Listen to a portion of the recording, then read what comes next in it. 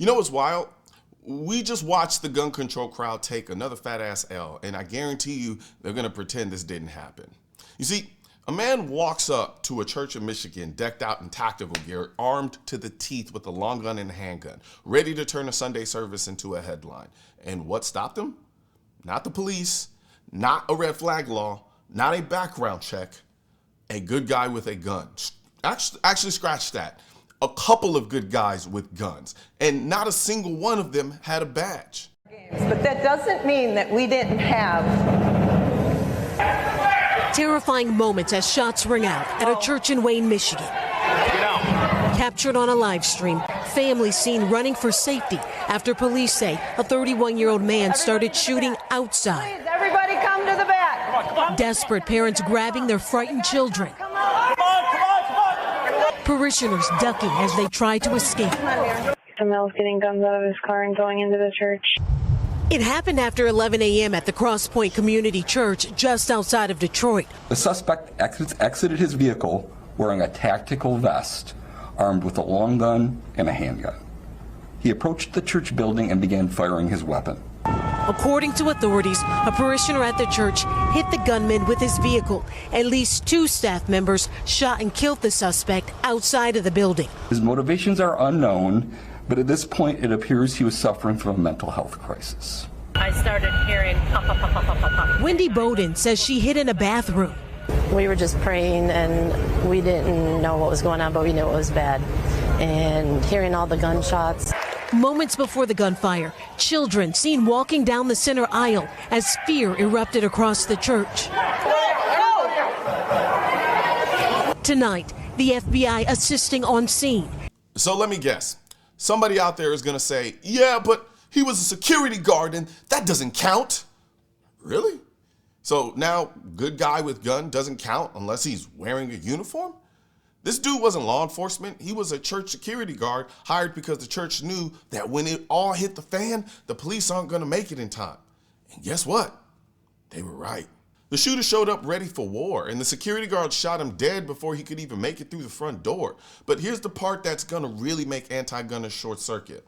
He wasn't the only one.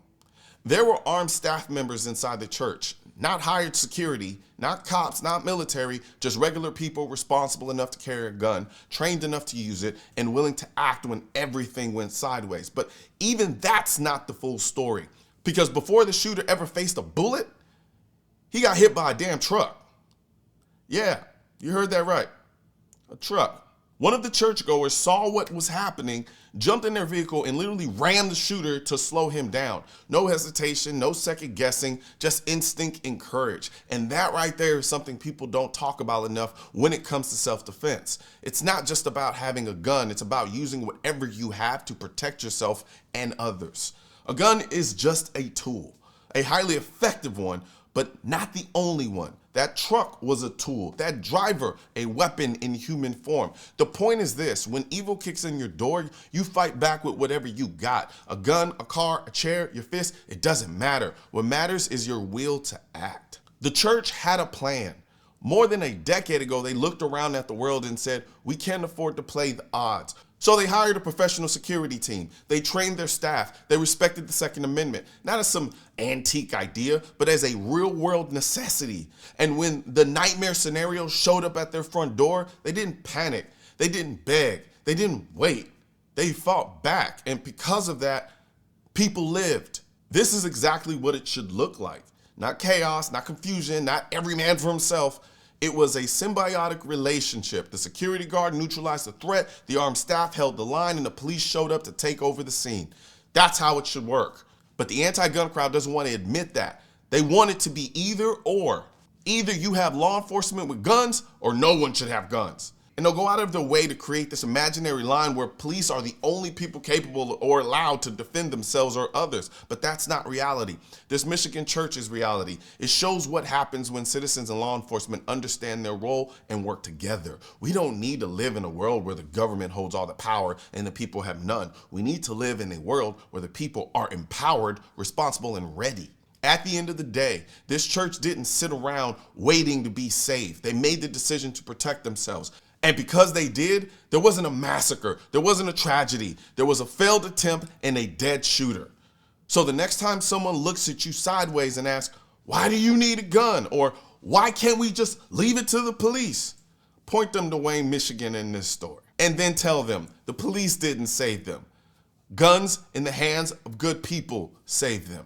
Oh, and don't forget to head up to shop.mrcolionnoir.com and grab yourself some I Am the Militia merch. We also have our new Defend America line that we have in hats, shirts, t-shirts, drinkware, you absolutely name it. We also have the AK hat that I'm wearing here and the anti two-way social club shirt as well, along with it in hats, drinkware, you name it. We got it in everything.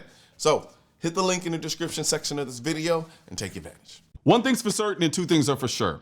Politicians and tech giants don't want gun content to be recommended to you. And we're all fighting this culture war together. Now you can help do your part by liking, commenting, subscribing to the channel, but most importantly, sharing this video with at least one person. Together we can stop the suppression of our 2A rights. And don't forget to click the link in the description section of this video for the products that I mentioned in this video.